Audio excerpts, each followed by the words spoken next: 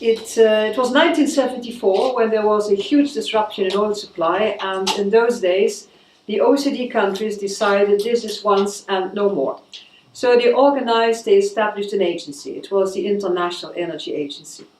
And at this moment we have 29 members. We started on oil, and actually between 1974 and now we developed into a, I think, quite authoritative international organization. We produce every year our World Energy Outlook. We have every year our midterm outlooks on gas, coal, oil developments, but also on developments in the renewables market and in energy efficiency. And there is, of course, our annual publication on ETP, Energy Technology Perspective. So what is going on in energy technology, and how can energy technology help to solve the problems we are confronted with? So this is in general what we are doing. We have at the moment about 250 people working with us. They come from all over the world, not only from our member countries, but also beyond. We have them from China, we have them from Mexico, we have them from Iraq, we have them from India, from Malaysia, from Singapore, from a number of countries in Latin America who are not member countries. So they are coming from all over the world, and they stay with us for 3 years, 3 plus 2 years, sometimes 1 year. It depends a little bit. And they work in all kind of energy-related domains, including, of course, our data and statistics center, because, well, I don't need to tell anything about this to you. Without sound data, without sound analysis, you can't have sound policy, because you don't know what you are going to achieve. And then, of course, afterwards, you need the data and the monitoring and the tracking of the progress to show what you have been done, to evaluate your policy. Well, so that's our work. And well, I'm there now for about 4 years. Before that, I was 9 years a minister, two different domains. Before that, I was a member of parliament. Before that, I was the director of a technology center. Before that, I was the director of a school for adults. And before that, I was teaching. So quite a few things I've been doing in my life. And well, now this is what I'm doing now. So then the other question is, why are we doing this? Why did we produce this report? On these 3 regions, Eastern Europe, the Caucasus, and then Central Asia. You know, when you look at the map, these 3 regions are exactly in the middle of Europe and the eastern part of Asia. And when you look at the demand growth, it's in East Asia. It's in China, it's in South Asian countries. So we can see a shift from west to east in demand growth. We can see a shift in trade. And this is something that we have to realize. You are in the middle of this, in the middle. Whether you are a producing country, I'll come to that, or whether you are a transit country, you are in the middle. And that means that it's interesting to see what your neighbors are doing. And for us, it's interesting to see what you are doing. So when the EU asked us to do this report together with Innogate in the Innogate program, we said yes, but we want to do it our way. And our way means that we are looking into what the country is doing, we describe the policies, and then we have peer reviews. So that means that people from one country are coming to the other country, looking what's going on there. Well, I can tell you one thing, that is sometimes very frightening for some countries. And we had 2 peer reviews here in Georgia, where we brought in people from all over the regions here, and it was an eye-opener. So if you have any questions on that, Thea is the one you should ask later on. But let me now tell you a bit more about what we have been doing and what are the contents of this report. And of course, your country and the countries reviewed in this report, they vary widely, as we know. It's not only in terms of size or energy endowment, but also levels of national sovereignty, political, economic structures. But they all have a shared history. We're talking about 11 countries. They have a shared history from which they have inherited significant similarities in national economic design, governance structure, public institutions and infrastructure. Now that said, over the past 2 decades, alongside political and economic developments, a diversity of regional preferences continues to emerge, of course based on each country's political and economic interests and aspirations. For example, the countries east of the Caspian Sea have substantially strengthened economic and trade ties with markets in Asia. Moldova, Ukraine and Georgia signed an EU association agreement in June 2014. And meanwhile, Kazakhstan and Belarus opted to establish the Russian Federation-led Eurasian Customs Union in 2010, joined by Armenia from January 2015, and soon to be joined by Kyrgyzstan and possibly Tajikistan. Now, unfortunately, throughout these transformations, the energy sector has suffered, let me put it like that. And energy markets that were originally set up to suit central planning were no longer effective. And one of the most illustrative examples is the Central Asian power grid. It was built to serve all five republics in the region, and continued functioning after independence, overlooking the new economic and political realities. And these new realities prompted political tension in the region and resulted in the Central Asian economies isolating their energy systems, moving away from a regional market setup by consolidating their domestic power transmission systems in a bid to maintain higher levels of energy supply security. Understandable, but we know isolation and rigid thinking are not in the region's long-term best interest, and the way forward for all these countries, all 11, is cooperation and evidence-based strategic planning for a sustainable future. Now, setting up fully functional domestic energy markets and maximizing energy potential have proved difficult. We can see it, you can see it. And this continues to be the key focus for many governments in the region.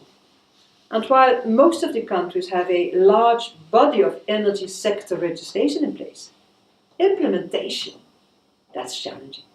And this is due, in most cases, to a lack of well-elaborated secondary legislation, detailing rules and procedures for sector governance alongside concerns for rule of law.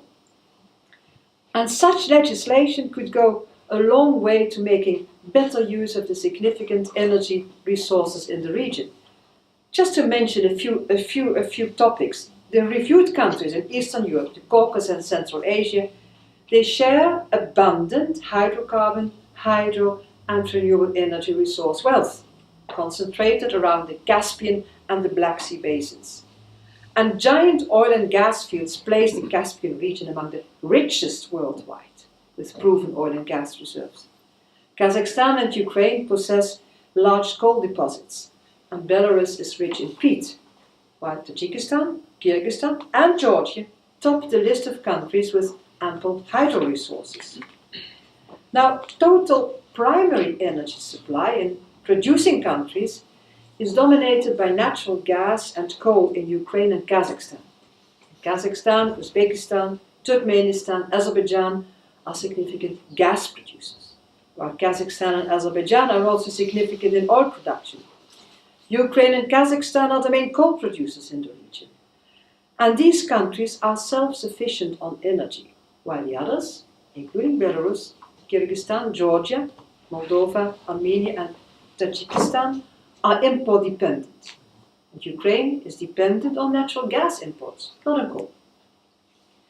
And then renewable energy. Renewable energy is mainly in the form of large hydro built during the Soviet Union and in countries which have abundant water resources. However, these same countries experience high seasonality of energy supply.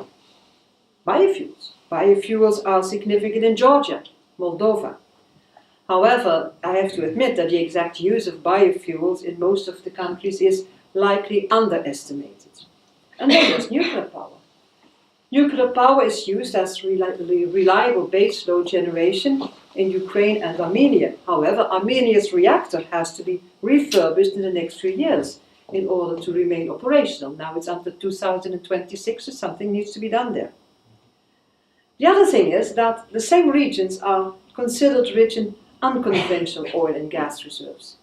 Kazakhstan and Uzbekistan also have large uranium and rare earth deposits, remain among the largest uranium suppliers to world markets. And the exact potential for renewable resources in these regions, well, it has yet to be fully assessed. However, current projections and renewables mapping put in place by a number of these economies provide promising forecasts. So all the elements are there. And in addition to sizable alternative and renewable sources of energy, there's also the region's potentials for energy efficiency gains, and that's vast and remains largely untapped. Just think about district heating and cooling, and not to mention all the others. And the contribution of modern renewables also remains marginal across the regions, hindered mainly by the energy sector's inability to attract investors, and that's due to evident price competition. Now let's have a look at electricity generation, power. And natural gas is used in most countries, except for the hydropower-rich Tajikistan and Kyrgyzstan. However, it is the most dominant fuel in 5 countries: Uzbekistan, Belarus, Azerbaijan, Turkmenistan, and Moldova. And as I said, Ukraine and Armenia have nuclear power as base load, while Ukraine is also reliant on coal for power generation. Kazakhstan relied on coal, and that's due to its abundant resources. Oil is hardly used, and hydropower is the main source of electricity in Tajikistan, Kyrgyzstan, and Georgia. And as I said, this causes high seasonality in electricity supply and winter shortage supply security threats. Strange thing is that renewable other than large hydro are negligible. They aren't there. Yes, they are there, the resources are there, but they are not used. And the most significant developments in non-large hydro renewables have been small hydro power plants in hydropower-rich countries, not the rest. And then is the question, is this primary energy mix likely to change drastically in the near to long term? And the answer to that question, to be very honest, is no.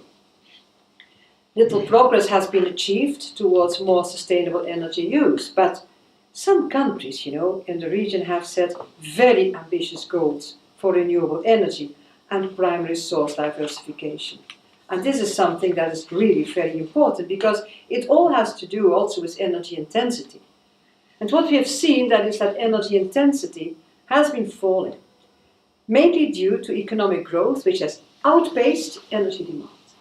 And in some countries, this decoupling is due to insufficient energy infrastructure, and economic growth hasn't translated in better quality of supply. And as such, demand growth has been slower, but not more efficient. So energy savings potential in all the countries remains high, and targeted actions at curbing demand and improving energy efficiency are likely to result in more impressive energy intensity declines. But of course, this all has also to do with planning for the future. And more than 2 decades since gaining independence, most of the reviewed countries are and remain focused on current affairs. And very little attention is being paid to formulating well-elaborated visions for energy policies. Now, some countries like Kazakhstan and Moldova have aligned ambitious targets for energy sector development with their general economic outlook and developmental goals. And meanwhile, the long-term energy policy directions of Belarus, Turkmenistan, and Uzbekistan continue their paths of planned developments aimed mainly at system reliability, planned growth, and reduction of energy intensity of their respective economies.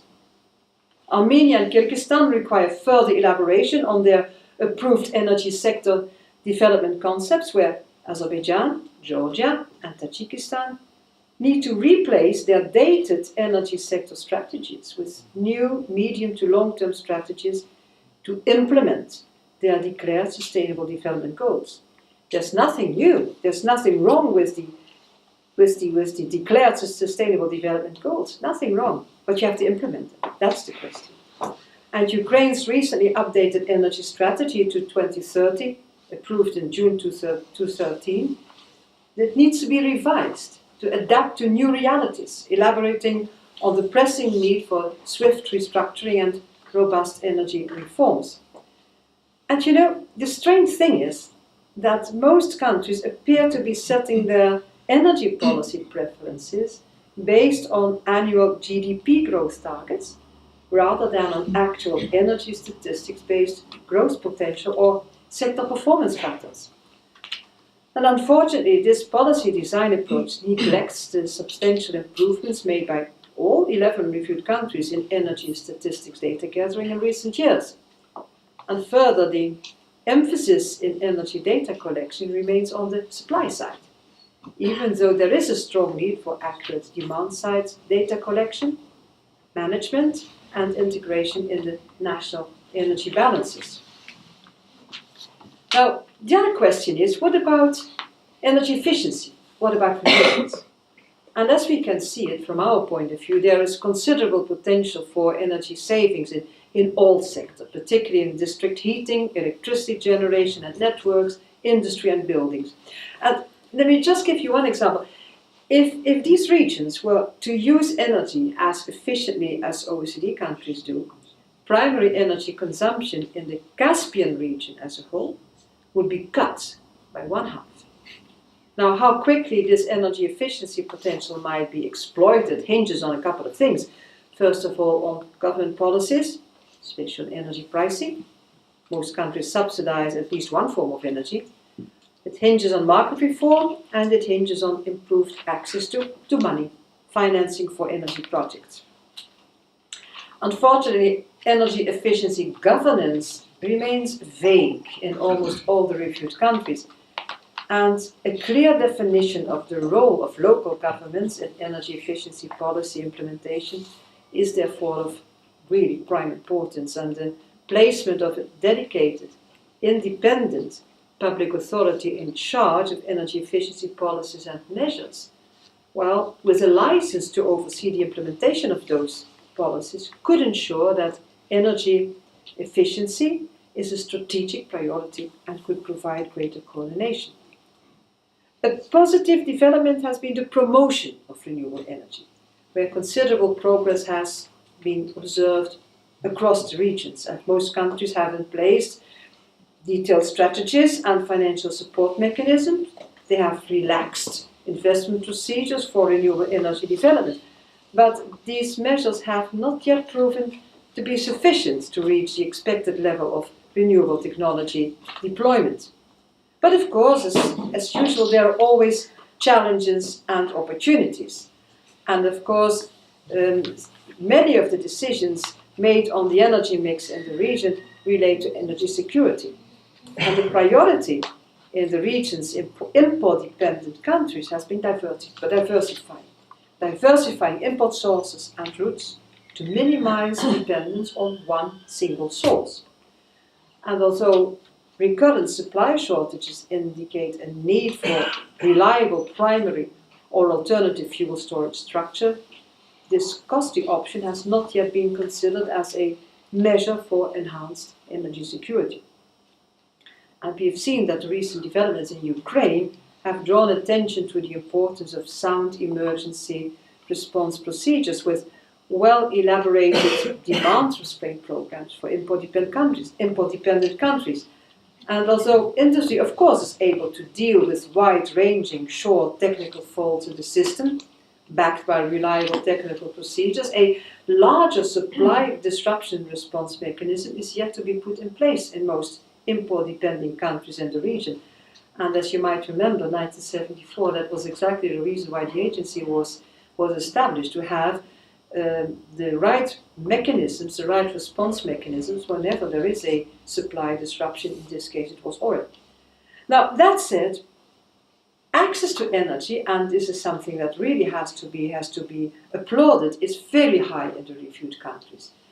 However, there is strong evidence that despite such a high electrification rate, access to modern energy services is limited in some countries, and that's particularly outside the large cities and in the remote areas where incomes are generally lowest.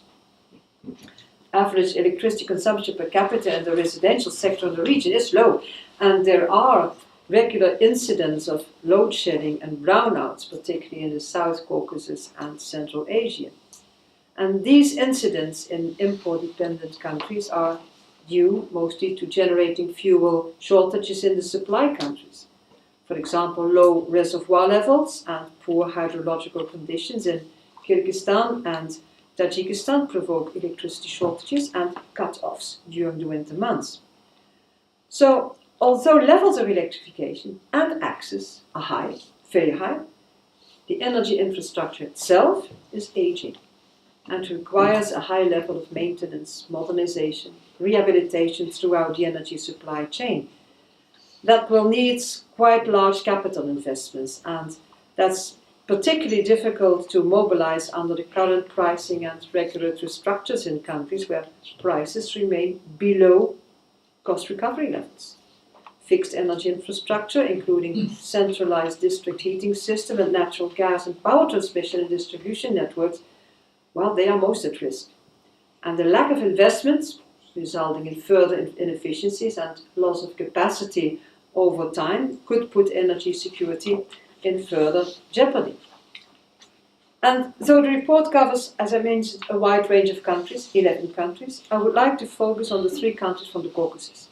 And of course I start with Georgia because we are in Georgia. So Georgia's main energy policy direction is hydropower development to phase out thermal generation, reduce reliance on hydrocarbon imports, meet domestic demand, and expand electricity exports to neighboring markets. And the new Georgian electricity market model, when implemented, will bring Georgia more in line with the EU market and facilitate higher electricity exports from Georgia to Turkey and further to European markets. It's not for tomorrow, let me mention that as well. And recommendations for Georgia include the strengthening of the National Regulatory Authority and the electricity market opening as the country develops this new market model.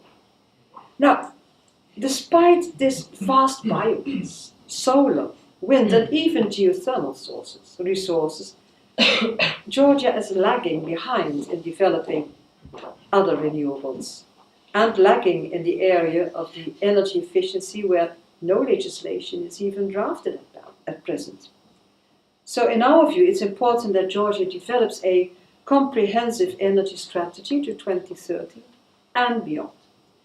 Well, and this requires high-level government commitment in elaborating the key issues of the current draft strategy further in consultation. I would like to mention that as well with all energy stakeholders. And this new energy policy should include an analysis of a variety of scenarios and the use of different energy resources with a focus on maximizing renewable energy and energy efficiency gains, while at the same time providing affordable and secure energy in line with national and international commitments. And there's one other issue I'd like to mention. It's really so important. I think the government should need to focus on energy research, development and deployment. None of the reviewed countries have clear policies for promoting national research and development capabilities. And to date, the share of the public support of this sector remains limited. And Georgia, like other countries in the region, has dedicated scientific and research centers for energy with very little or no funding for technology research and development. Neglecting this important area discourages the growth of a new generation of scientists and researchers and impedes development of homegrown technologies. So in our view, to invest in research and development is to invest in the future. To invest in young people is to invest in the future. So to invest in youth is to invest in the future. Let me have a look at Armenia. Armenia's economy has undergone numerous reforms since the economic crisis in the early to mid-1990s. And lacking indigenous resources, Armenia imports natural gas and oil for most of its energy needs, mainly from Russia. And prompted by a severe electricity supply crisis in the mid-90s, Armenia has revamped its energy sector over the past 20 years. And this has led to ample investment in capacity and networks, and that has improved reliability considerably. Now, our recommendations for Armenia include continuing the development of energy policy reform, building of interconnections, and strengthening energy efficiency measures, particularly in buildings and transport. Azerbaijan's economy has experienced exceptional growth over the past decades. It's an economy heavily dependent on energy exports, with more than 90% of total exports accounted for by oil and gas. And we see that the current government is making renewables a priority, with an ambitious target of 20% renewables in electricity generation by 2020. Very ambitious. So we recommend that Azerbaijan develops a comprehensive sustainable energy strategy, expedites structural policy reforms to move towards competitive markets, and develops an effective energy efficiency strategy. Well, of course, I do not have time to go into detail of all the countries that we have reviewed, but I would like to spend a few minutes to share with you some highlights from each region. As I mentioned, this was Caucasus region, so now let's have a look at Eastern Europe, where we looked into 3 countries. And in Eastern Europe, despite the lack of natural resources and the economic crisis that it had to overcome after the breakup of the Soviet Union, Belarus has achieved solid economic growth through manufacturing and export. But little structural reform has occurred since its independence, and there are relatively low levels of foreign investment. So we recommend that Belarus ensures a predictable investment climate, phases out energy subsidies, and promotes grid integration of renewable energy. Moldova's economy has experienced moderate growth over the past decade. It's highly reliant on international donors and remittances from a large number of overseas workers. They lack energy resources, are almost wholly dependent on imports of fossil fuels and electricity.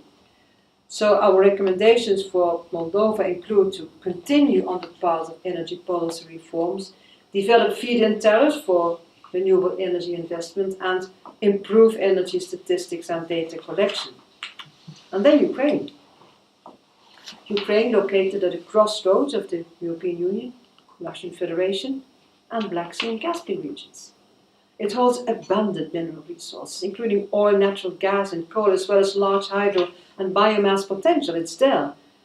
And it also remains the largest transit country for natural gas, and plays a key role for Russian gas deliveries to European markets. But Ukraine has undergone 2 severe economic crises in the past 5 years and faces continuing security threats.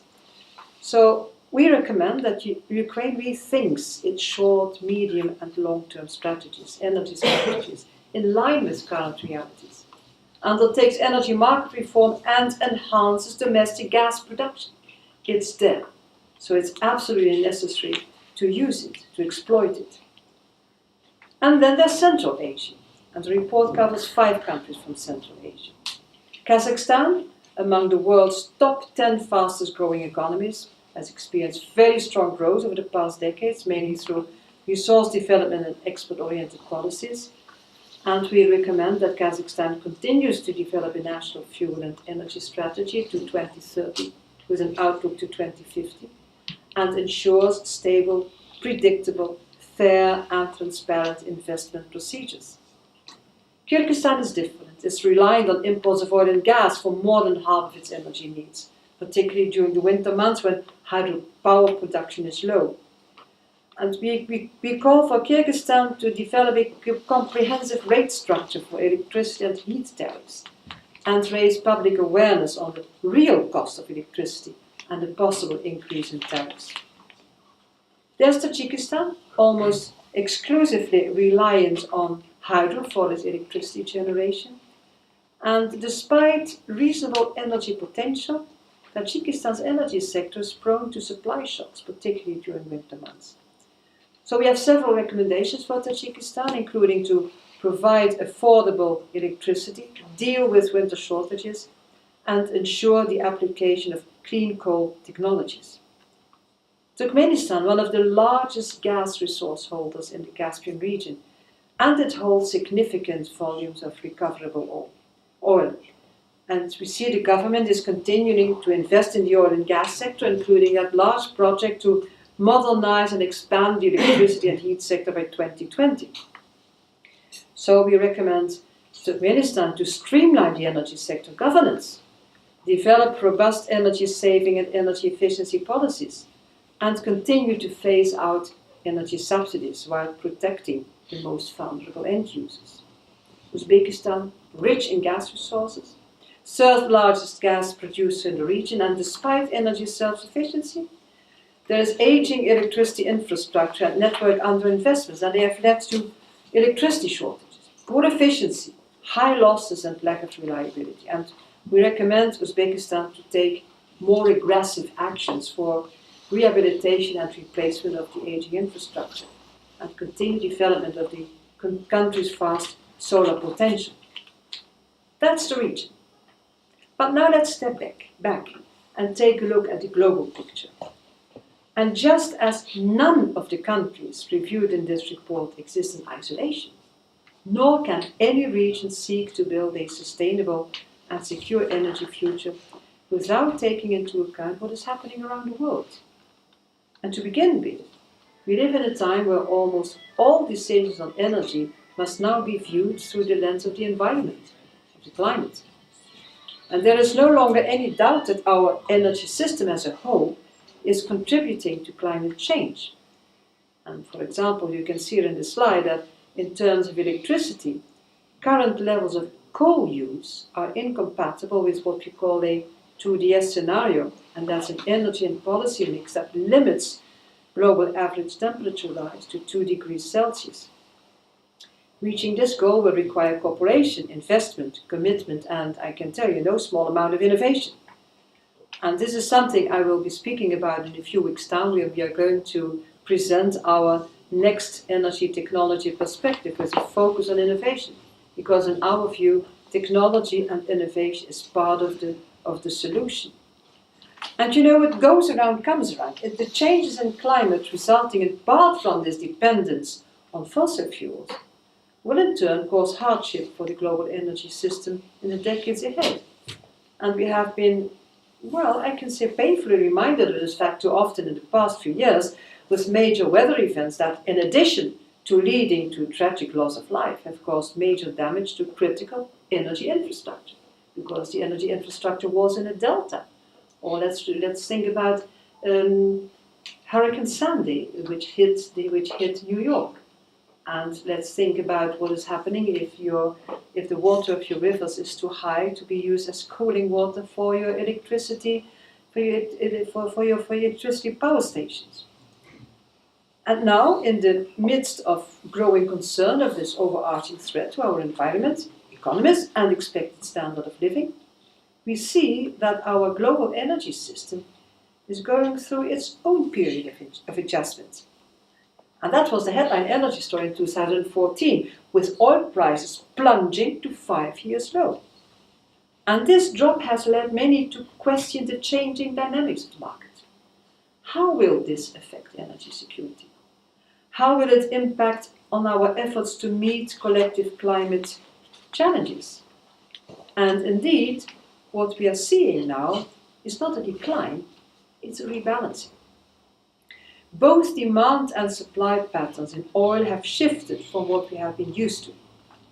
Technological innovation has unlocked light, tight oil in the United States, and that's a vast resource that long seemed off limits because of the low prices of oil, but now with the high prices of oil, we've seen it come back.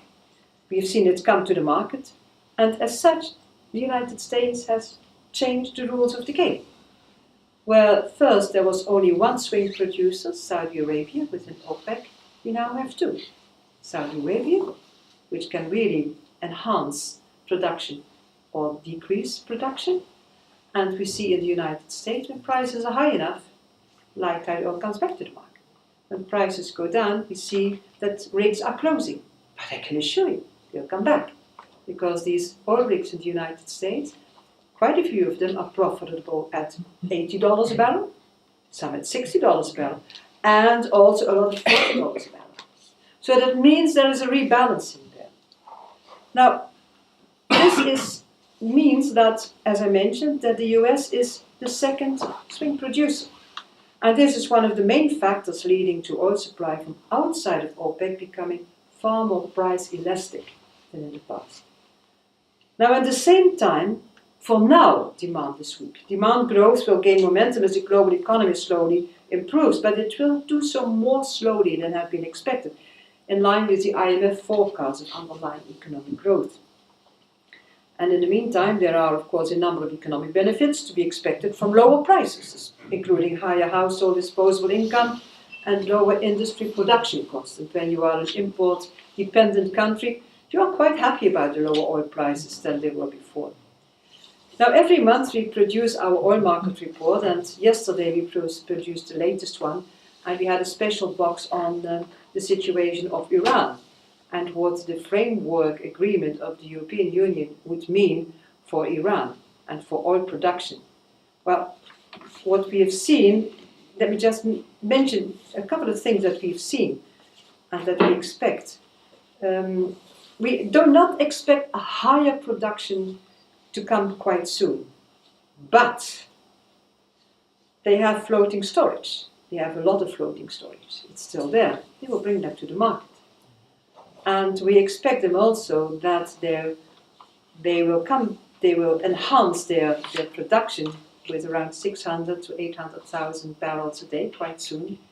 Because what they have been doing, they spent much of last year ensuring that wells and processing units were up to scratch and pipeline systems tested. So if anything, some of Iran's core fields may have been revived under sanctions. Shutting down large volume of oil may have allowed pressure to rise, leaving them capable of a swift production boost. So it will be very interesting to see what happens after the 30th of June. I think it's the 30th of June because that's a deadline for a final deal, and how that is going to impact the market. Well, you've seen quite a lot of it already in the newspapers, and I can tell you one thing, Iran will come back because they have the oil and they want to get the money. It's as simple as that. Now, coming back to my storyline, it's the question is what the impact will be of the low oil prices. And the strange thing we have seen is there's one area where low oil prices did not have much impact and will not have much impact, and that's on renewables. Because first of all, they do not compete. They rarely compete. Renewables are primarily used to generate electricity, and oil is generally destined for transport. And demand for renewables will not suddenly fall if demand for oil increases. But the most important factor for renewables, that's not price. No, it's stability. It's predictability of policy and market frameworks. And that is what will ensure that renewable energy can generate significant capital needed for long-term gain. The risk is that lower oil prices will introduce policy uncertainty. And this is, once again, why policy makers must be smart, patient, prudent, and at the same time, industry should take advantage of an opportunity. This is not a moment for either policymakers or industry to lose sight of the big picture. Well, dear friends, that's it. As we've seen, countries of the world face challenges that are sometimes shared and sometimes unique, much as their energy needs and resources vary. However, there's one goal that all countries of this world share. It's the creation of a sustainable, affordable and secure energy system. Thank you for your attention, and of course, Thea and I will take your questions.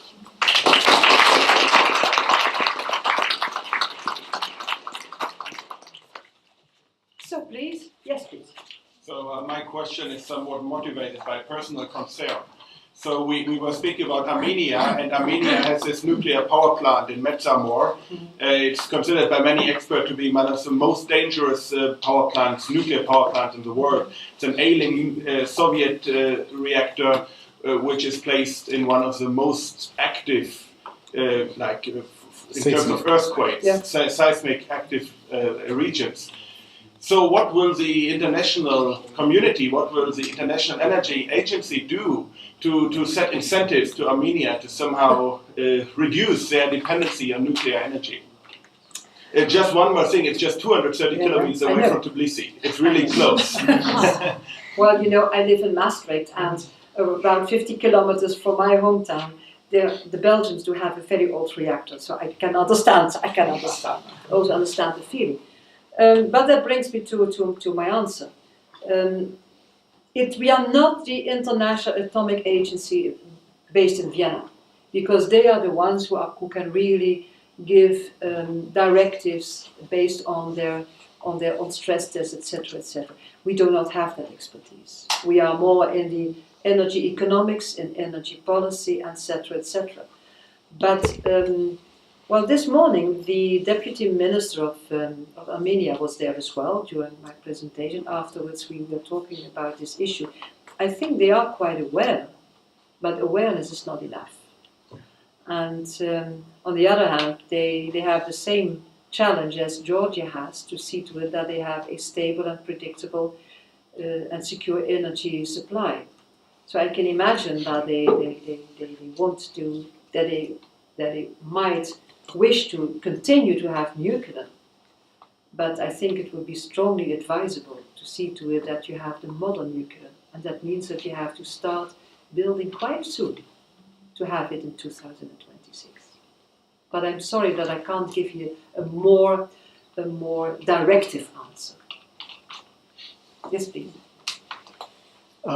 You were a minister of energy and economics. Yeah. Or economics and energy, economy and energy. Now in Georgia we have Ministry of Energy and Ministry of Economy, which creates separation and maybe competition, maybe lack of coordination. And my question is, this is very Georgia-specific question, does the current strategy of Georgia, which is to build, to develop the hydro potential of that we have, and sell energy to Turkey, for that matter, is this really the best we can do from the economic development point of view? I think that would be an excellent question for you to answer yourself. And, no, that's just a joke. Because I think it's one of the issues why this institute is there, to look into these kind of issues. Because it's not only about the ability to produce the energy, it's also about viability, economic viability. And at the same time, it's also about sustainable and environmental aspects. And what we can see in Georgia, that there is a huge potential for hydro, that, well, maybe up to 1/10, 1/8 is used. But if you only continue to have the large hydro, well, that would mean that you need a lot of water, especially when the water is scarce in winter. So in our view, it would be more important to look into different use of hydro. It can be smaller hydro power plants, more in a cascade system, but also look at what you can do with developing solar, because there is another energy mix possible than just the one that is there now. And then, you know, they tell me, well, but solar is expensive, and I tell them, oh, come on, guys. Of course, it costs money. That's true. But on the other hand, where do you want to be in 15 years' time? Where do you want to be? And that means that you need to make to choose your policy and your direction now. And the costs of renewables, especially solar and wind onshore, have come dramatically. You can make use of that. And the high feed-in tariffs that the Europeans paid for their solar energy, they were at the starting point of the learning curve. The learning curve is now here, so you step in on a much different situation. And then, that's the second part of your question, what are you going to do with all this energy? Sometimes you have a lot with solar, sometimes you haven't. Well, I think it would be wise to have the right interconnections in place and see when you can sell it. And I'll just give you an example why it's important. In Spain, they have a situation with a lot of solar energy, and last year, together with Portugal, solar and wind, they produced so much that they had to sell it at negative prices. So people were asking, see, that's the problem of the renewables, you have to sell it at negative prices, and then there are these feed-in tariffs. Why do we have to sell it at negative prices? You know what the reason is? They can't export it, because the interconnection with France is limited. And now the French say, but we are going to double the interconnection with Spain. Oh yes, but you need to have it tenfold to really make it work. And that's why I would like to emphasize that it's not just Georgia, but also look at what you can do with your neighbors, because sometimes you get money out of your neighbors. Look what Norway is doing. Norway has huge hydro potential, and they produce it. Together with Norway, Sweden, and Finland, they have Nord Pool, and whatever they cannot use, they export by cable to the Netherlands, to Denmark, to Germany, and in future to the UK. The other way around, sometimes they don't have enough water because it's winter time or it's frozen, and then they import, because the wind turbines in the northern part of Germany produce a lot of wind energy. So there is a win-win situation. So you need to look into the economic viability of this kind of project. May I too? Yes, of course. Yes, to take a chance and to become for a while licensed student. So just to respond in a few words, let me introduce myself. I'm from the Ministry of Energy, advisor of the Minister. Nice to meet you. Maybe you can take the microphone. No, yes, I think it's okay. And let me respond just in a few words that, I mean, within the country, as a result of these reforms, we have deregulated the construction of small hydropower plants in line with the sustainable development. So the power plants under the 13 megawatts are under construction, and we very much welcome the investors and create for them most friendly environment in the country to develop the construction of small hydros. Regarding the renewables, we are starting, we have already started the project of the construction of wind power plants. So some research have been done, and unfortunately the biomass and solar energy potential is very too small. I understand that you just give us the example, yes, but the construction of the wind power plant is in place. And my question goes, if you may, regarding these energy security issues. As you have already mentioned, the Ukraine is a strategic transit country, but due to these conflicts, which is in place now, the accent moved to the Caucasus region. And as you are aware, months ago, the agreement on construction of TANAP have been signed, and on the inauguration participated Georgian, Turkey, and Azerbaijan presidents and energy ministers. So do you think that, the expansion of South Caucasus pipeline is in place as well? So how do you think, is there any readiness from Central Caspian region countries, for example, Turkmenistan and Kazakhstan, to be involved in this process and somehow to accelerate implementation of the Caucasus Caspian gas pipeline project, which is the one of the component of the Southern Gas Corridor and priority to the European Union? Well, these are a few questions, but a lot of others are implied in your question, and let me try to give you the beginning of an answer. You mentioned not TAPI. TANAP. No, but you did not mention TAPI. Yeah, exactly. And that's part of the picture as well. I think it's important to bear in mind that there are huge reserves, that would be very, very not only challenging but also very rewarding to see to it that there are pipelines in place to connect this part of the world to Europe. I think that will be in Europe's interest, it will be in your interest. Not in your interest, but in the region's interest. What we can see now is that Europe is looking to diversify its gas imports. It relies on Russia for more than 1/3, and more than half of that comes via Ukraine. The rest comes via Nord Stream. So it's important for Europe. It's important to diversify the gas resources and the pipelines, the transit, the transit and the gas resources. But at the same time, if you have pipelines and they are not filled, then you have a different problem.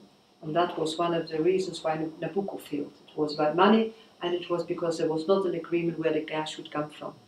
So I think it's important that countries in the region really look at where their benefits are, and that means a certain amount of cooperation.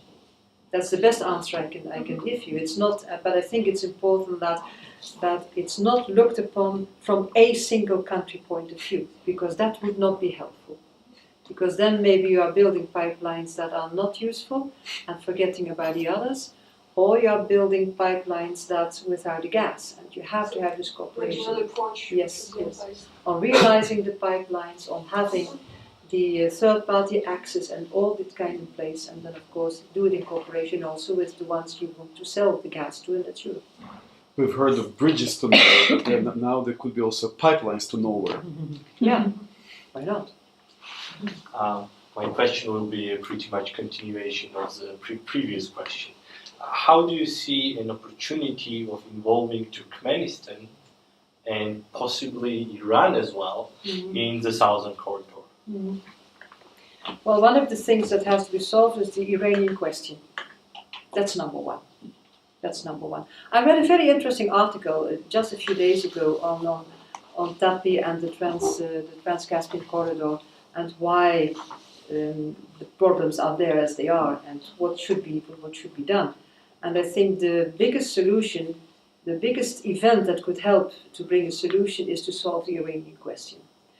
Now there is this framework agreement. It's not yet a deal. Some people say that there is a deal. There's not yet a deal. It's a framework agreement, but the deal will come hopefully after the 30th of June. And it will not only be about oil, although all the attention goes to oil, but it will also be about the gas, and it will. Well, it might stop the isolation of Iran and stop the impossibilities for Iran to export gas. So I think this is really at the heart of the matter. Yes, please. If I could say a few words about Turkmenistan as well. I do understand that Georgia and the Caucasus are looking at Turkmenistan from western side, but Turkmenistan, a sovereign country of its own, is, of course, it's in their absolute prime importance to diversify supply countries and supply markets. As you all know, Turkmenistan already has 80 BCM, billion cubic meter, gas commitment to China. 3 lines were built in a remarkable 2-year time span, 2,000 kilometers.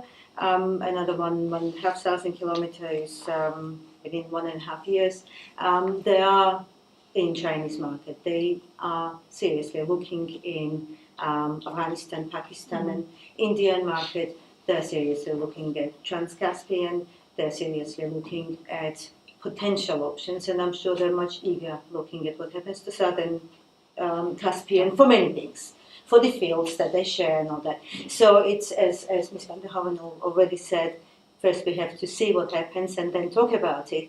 But momentum for the regions may go, and it is up to the governments to be as competitive, as fast, and as wise for getting smart investments for smart projects for the country's sustainable future. So, but Turkmenistan also is looking downstream petroleum, have recently commissioned the incredible amount of very sound latest technology, Eastern markets mainly, Korean and Japanese in their downstream sector.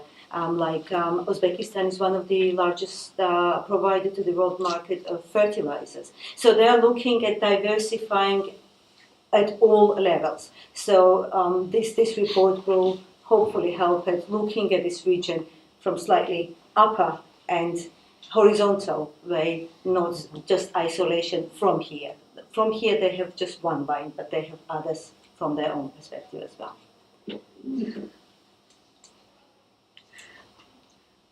Other questions? Okay. If you see Iran will be able to export, how do you see Georgia's role as a transit country to be changing? Oh dear.